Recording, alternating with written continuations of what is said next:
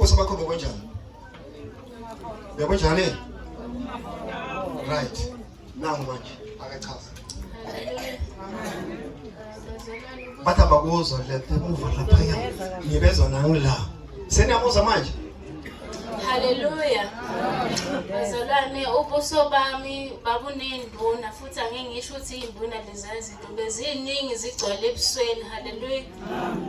So bese nginamabala amaningi nje ngirafu mangigeza ngizwe nje ukuthi RAF RAF Road Accident Fund. Hallelujah. Bengimahoro bazalwane kodwa ubaba wasenikeza isigcobo lesede esiveza manje ngasebenzisa umehluko sengiyawubona isikhumba sami sesifresh nje umkhulu umehluko engiubonayo akusalumi nasebusweni. Abamazi isikhonza nabo ngokunjani ubuso bakhe ngicela uyedwa nje asitshele so that people can understand what they're doing. Khona mazi nje ungafakaza ukuthi ngokunjani ubuso bakhe.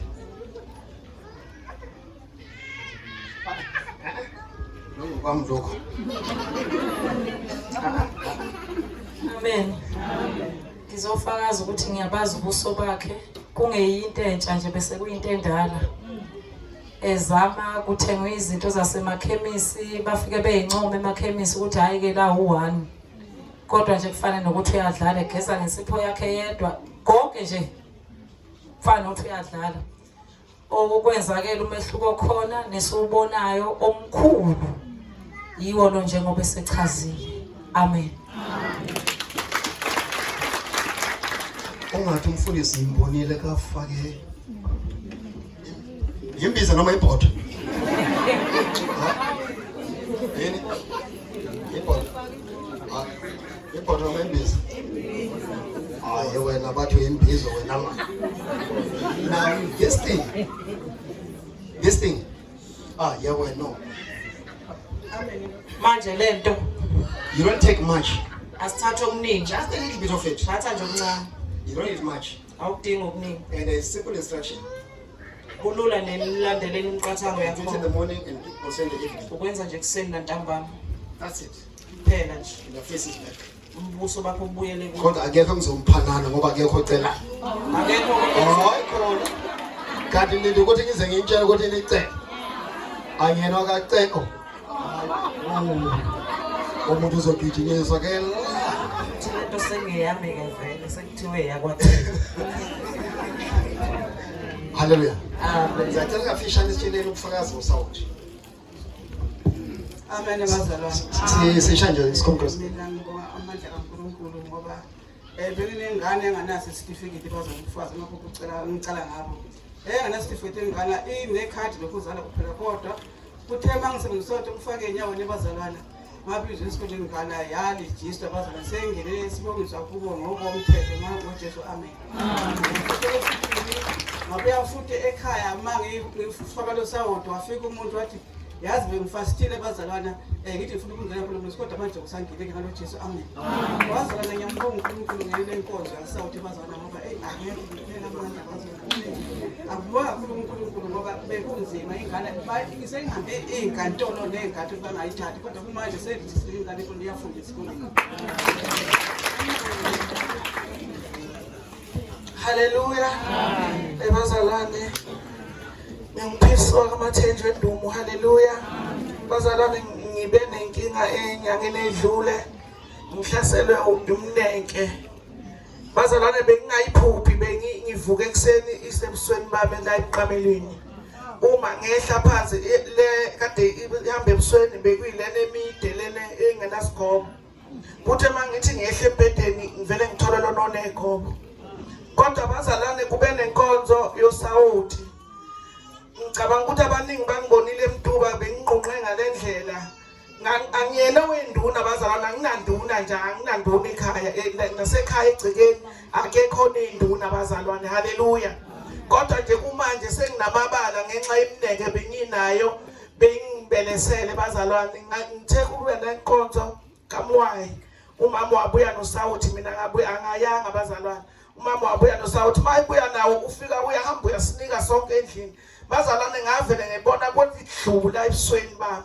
Ngisebenzise nje kanye.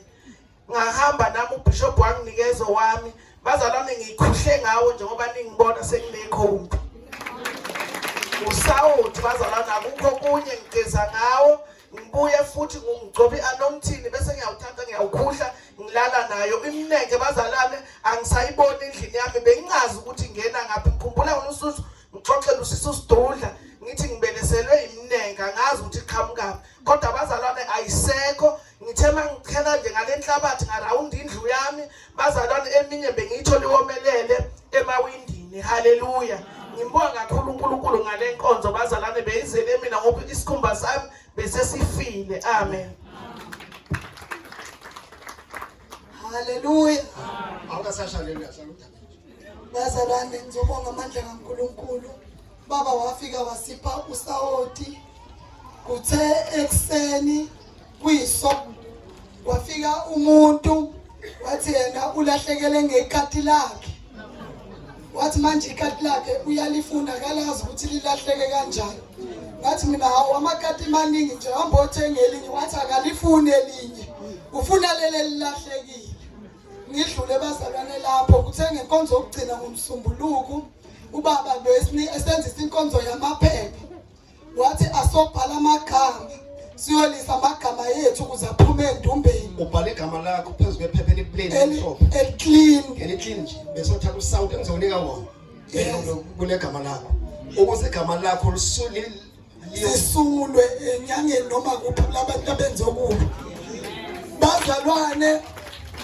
sahamba sayolala sasinganawo amapeni wathi ubaba hayi nobhala emakhaya mina kwafika kwabhala umhlengi mina ngabhala ekseni kodwa uNkulunkulu wazibonakalisa kubaba wabo kuthe sensimini benodadewethu kwafona inyanga abazalwane yathi bona igama lakhe ephepheni uyambuza ukuthi ubani wasembalela izinyanga ezikhona asondelane nazo sambonga kakhulu uNkulunkulu